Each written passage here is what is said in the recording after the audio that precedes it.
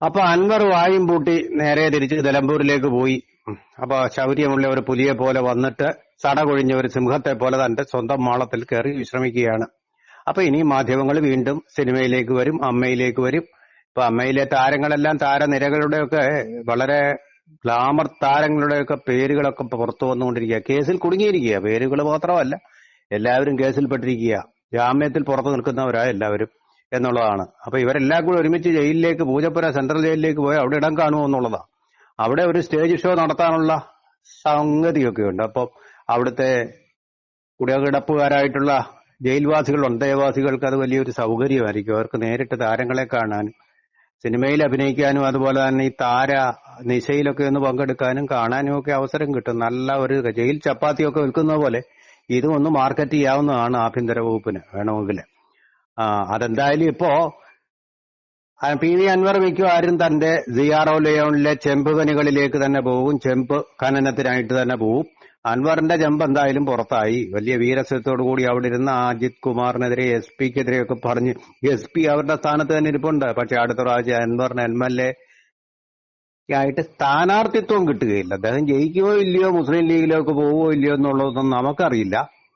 അത് അപ്പോഴറിയാം. അത് ഉയർന്നു വരുന്ന സാഹചര്യവും അവസരവും അനുസരിച്ചായിരിക്കും അതിലൊക്കെ തീരുമാനങ്ങൾ ഉണ്ടാവുന്നത്. എന്തായാലും അത് കാര്യം ഒരു രാഷ്ട്രീയ മാറ്റം ഉണ്ടാവും എന്നുള്ളതാണ്. അജിത് കുമാർ മാത്രമല്ലല്ലോ, കാരാട്ട് റസാഖും KT ജലീൽ ഇനി മത്സരിക്കില്ലെന്ന് പറഞ്ഞുകൊണ്ട് തന്നെയാണ് ഇങ്ങോട്ട് വന്നതെന്നുള്ളത് കൊണ്ട് അദ്ദേഹത്തിന് വലിയ നഷ്ടമൊന്നും സംഭവിക്കാനില്ല. കാരാട്ട് റസാഖിന്റെ ഒക്കെ സ്ഥാനാർത്ഥിത്വം ഇനി അടുത്ത തെരഞ്ഞെടുപ്പിൽ അത് വളരെ ദൂരമൊന്നുമില്ല, ഒരു വർഷം അപ്പുറം വരുമ്പോൾ ഉണ്ടാവില്ല എന്നുള്ളതാണ് ഇതിന്റെ ഒരു അന്തിമമായിട്ടുള്ള ഫലം.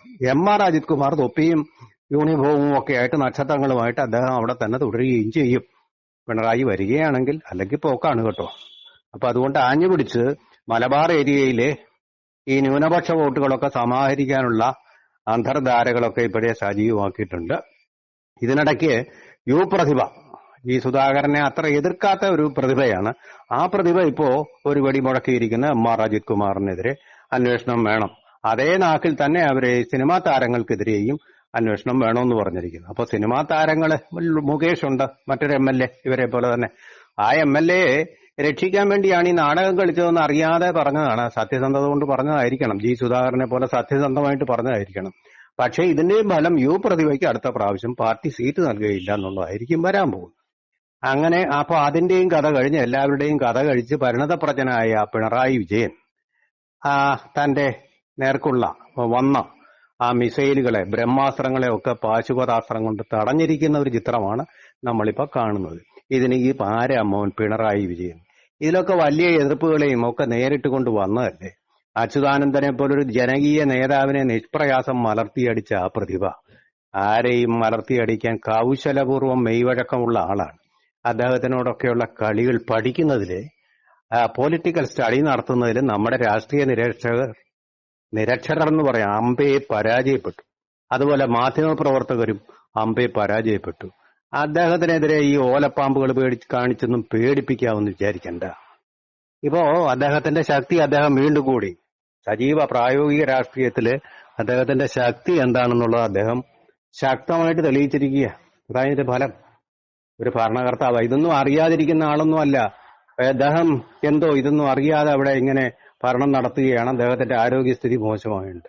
അദ്ദേഹത്തിന്റെ ശരീരത്തിന്റെ ആരോഗ്യസ്ഥിതിയെ മോശമായിട്ടുള്ള മാനസിക ആരോഗ്യസ്ഥിതി, ബൗദ്ധിക കുശലത, ഇത് ബുദ്ധി കൗടില്യം, ബുദ്ധി കൂർമ്മ, ഇതിനൊന്നും ഒരു കുഴപ്പവും സംഭവിച്ചിട്ടില്ലെന്നേ. അടുത്ത കാലത്തൊന്നും സംഭവിക്കുകയില്ല. അദ്ദേഹത്തിന് അറിയാം എങ്ങനെ, എന്തിനെ, എപ്പോൾ, എങ്ങനെ നേരിടണം.